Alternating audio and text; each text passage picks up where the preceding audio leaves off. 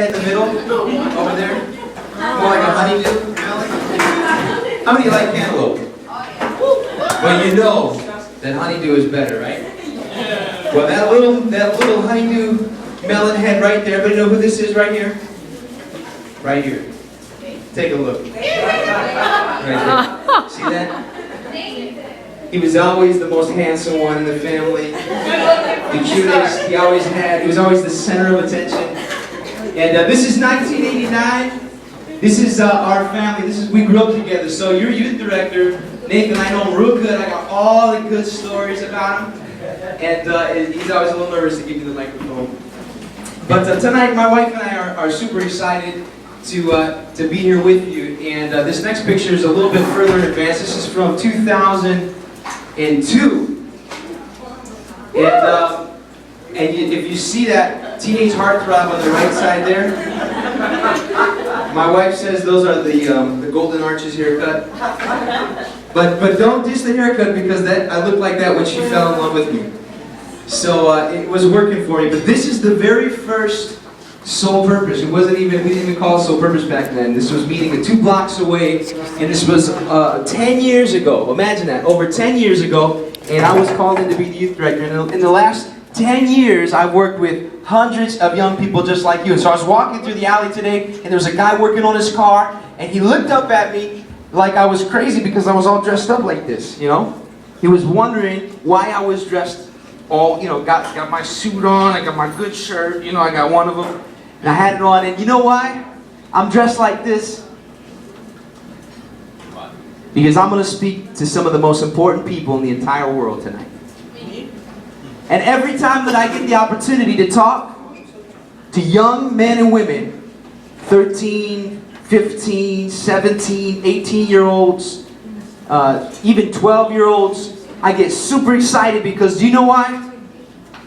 I don't know what you see when you look in the mirror, but when I see you, when I look out there, I see amazing, amazing stories that are being written right now. And I've seen some of the kids, even in this picture, and some of the kids that grew up that I was the youth pastor for, they grew up and a lot of them had good dating relationships, a lot of them had bad dating relationships. Some of them, a lot of those kids have babies now, some of them are married, some of them have all different kinds of situations in their life, and I was able to walk through with them one of the things that we're going to walk through with you. And so I realized at this moment, right here, right now, in this basement, in this beautiful banquet room, could be a very life-changing moment for you.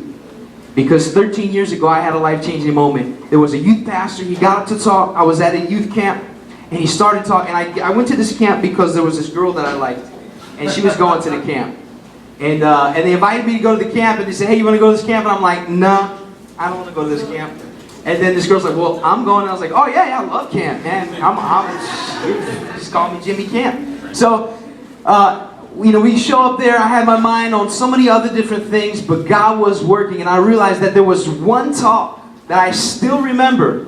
And the man's name was Dwayne Eslick. Anybody know Pastor Dwayne Eslick? He's pastoring now at New Life Rogers Park. Yeah. He began to talk about doing love God's way. And the more that he talked, the more that I leaned back in my chair and I folded my arms because I had just barely started coming around church. And I had always had a girlfriend, and I had always been, either with a girlfriend or chasing a girlfriend. So he started to talk about how he didn't date. He wasn't dating at that time, and I thought, man, this guy he's loony, he's off his rocker, and especially if he thinks that he's going to convince me to do anything anywhere close to that. And so I sat back, and as I sat back in that chair, and I began to just look for holes in what he was saying, because, man, I knew like what most of our friends know, man. You got to have a girlfriend or you got to have a boyfriend, right? It's kind of like how life is. And as I sat there and I began to try to destroy what he was saying, I realized the more that I listened, the more that it made sense, what he was saying. And the more that I listened, the more I realized that he was helping me to craft and cast a vision for my future. And 13 years ago, I made a decision that has shaped my entire life. And it's one of the major decisions that has brought me to where I am right now, and has brought me to have the beautiful wife that I have right now. And so tonight, I'm really excited for you. For the next couple of minutes, we're going to be together here. And if you are facing that back wall, I want to ask you to just go ahead and turn your chair around. Go ahead, just right now. You turn your chair around.